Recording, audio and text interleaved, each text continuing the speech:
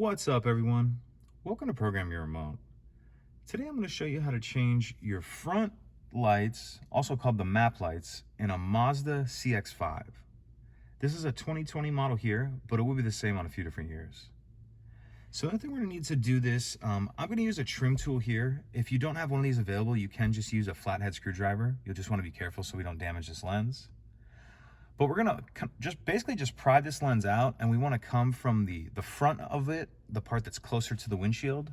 What I like to do is if you press the rear and then allow you to get up in there like that, it'll just come out.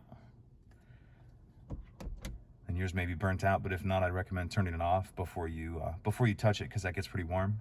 But to get that bulb out, you'll just pull it straight down. Have your new one, we'll just push straight in. And then to get the lens back on, you'll see it's a little different. It has, this part needs to go towards the front or the windshield. And then these tabs right here are gonna be at the back, but we'll put those in first. So we'll take these tabs, tuck them in first, and then the back, we'll just push straight up. And turn that on there. So, pretty simple.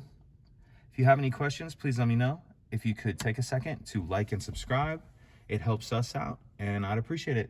Thank you.